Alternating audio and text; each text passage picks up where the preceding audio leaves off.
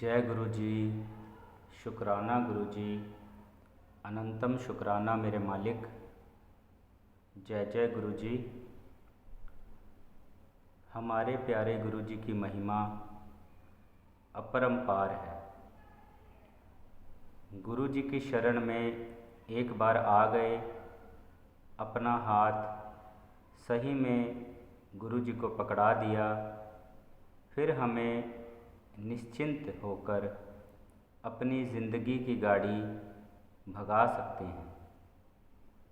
जब भी हम कहते हैं कि एक बार हम गुरु जी से जुड़ गए, फिर हमें कुछ करने की ज़रूरत ही नहीं।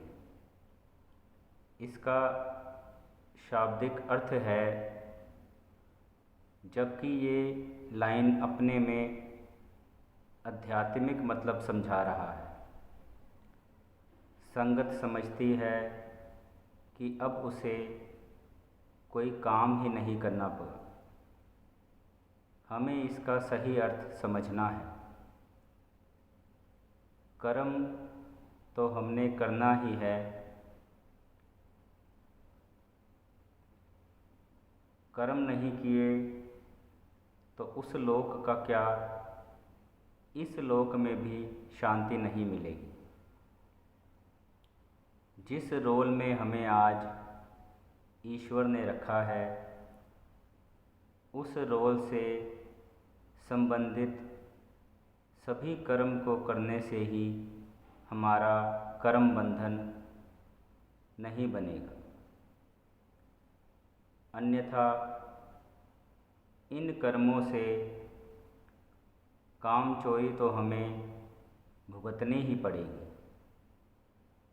इस जन्म में नहीं सधा तो अगला जन्म लेना होगा। अपने कर्म को अपना सर्वोत्तम देकर करना है। जो नहीं करना है वो है इसके कर्म का फल की चिंता। जो नहीं करना है वो है अपने जिम्मेदारियों को सही से निभाने के बाद अपनी आध्यात्मिक राह के लिए क्या करें क्या ना करें, यह अपने आप ही स्वतः ही हो जाएगा।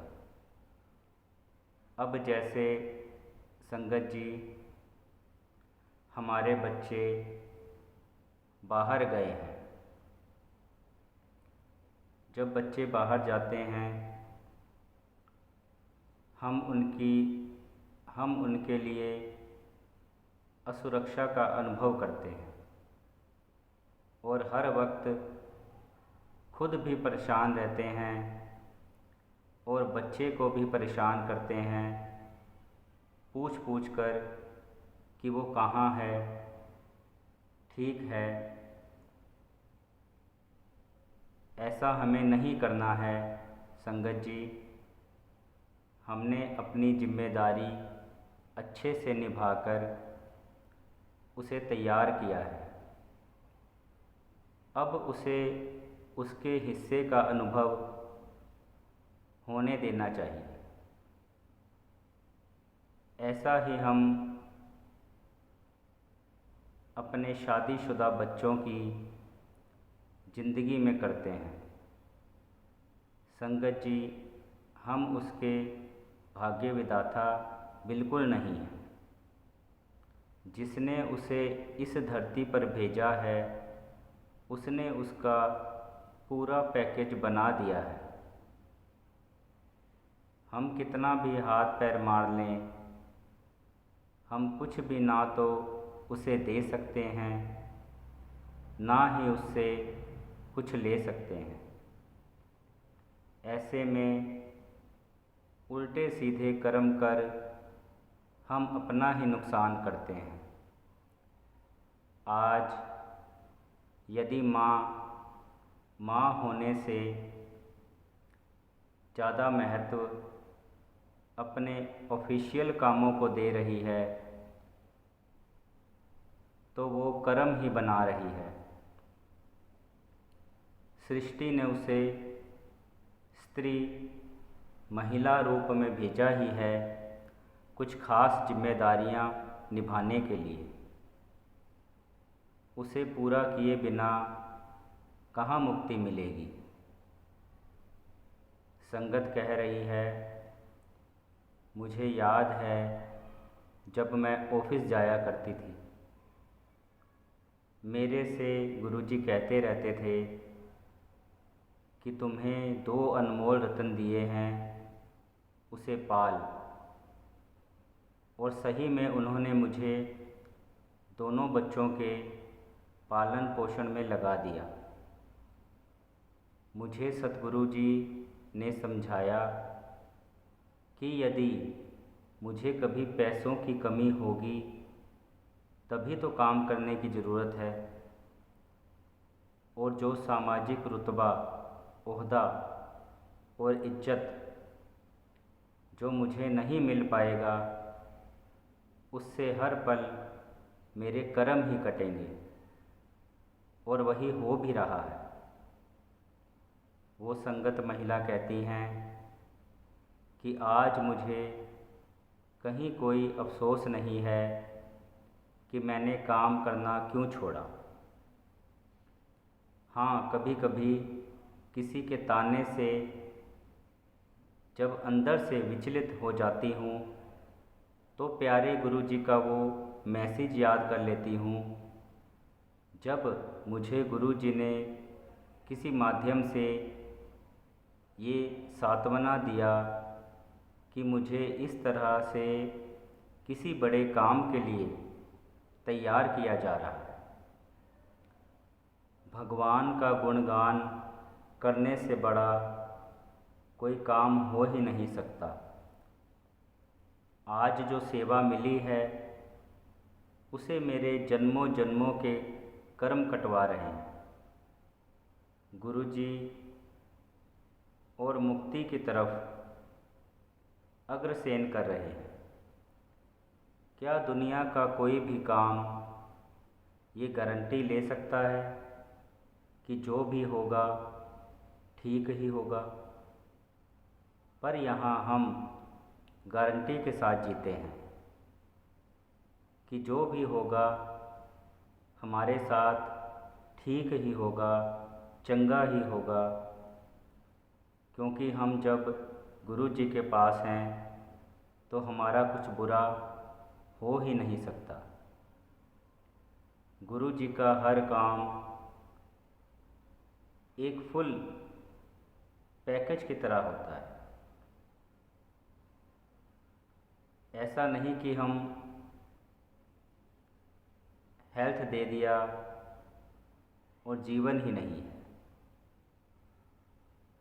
गुरु जी ने हमें धन दे दिया और हेल्थ ही नहीं है, उसे एंजॉय कैसे करें? जो भी वो देते हैं पहले हमें उसे ग्रहण और अनुभव करने के लायक बनाते हैं। आंटी को एक बार गुरु जी ने बताया था या दिखाया, वो शेयर करती हूँ। आंटी कह रही हैं, मैं अपना सत्संग शेयर करती हूँ। कोई बाबा अपने घर परिवार की जिम्मेदारी से भागकर हिमालय चले गए, वहाँ ज्ञान अर्जित किया और सालों तक जनता को अपने ज्ञान से प्रवचन देते रहे। बाबा बुजुर्ग होकर अचानक बहुत बीमार हो गए। कुछ दिनों तक तो सेवा मिली, पर धीरे धीरे उनकी सेवा को कोई भी नहीं रहा। गुरु जी से पूछने पर कि ऐसा क्यों हुआ गुरु जी, तो गुरु जी महाराज ने बताया कि उसका कर्म अधूरा रह गया अपने परिवार के प्रति। इस कारण उसे कर्म तो काटना ही पड़ेगा।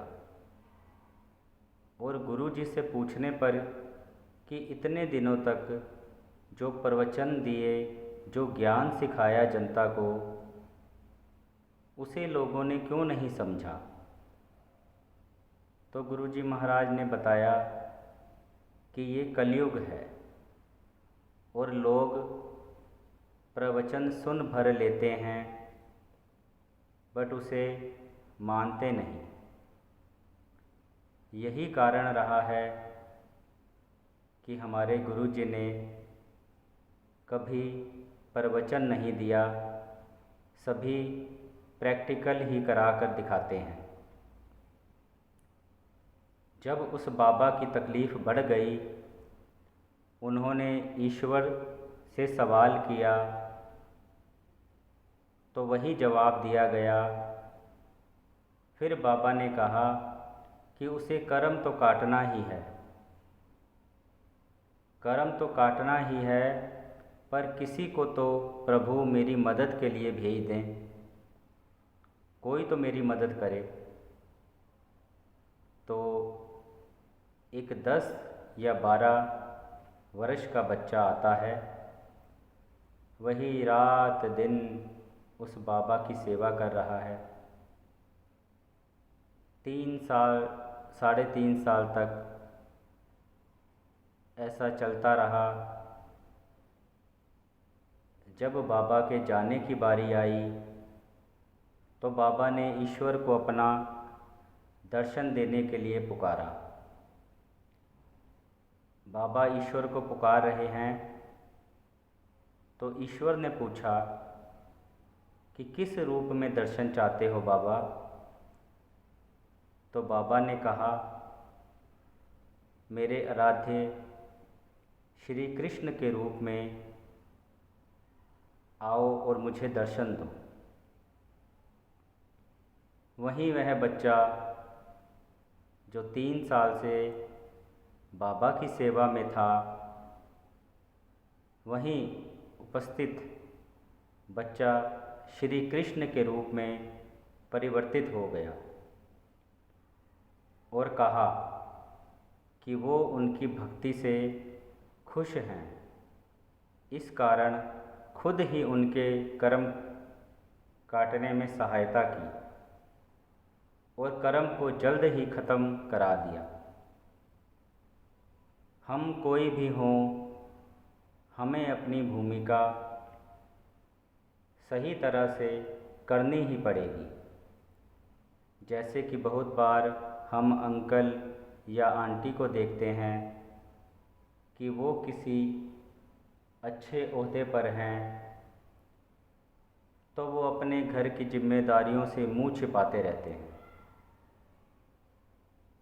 इस दुनिया में तो काम चोरी की सज़ा नहीं होगी, पर आध्यात्मिक रास्ते पर ऐसा करना ही पाप है। आंटी कहती हैं, कुछ दिन पहले किसी बात पर मेरे पति ने गुस्से में कहा कि आजकल कोई काम नहीं करती।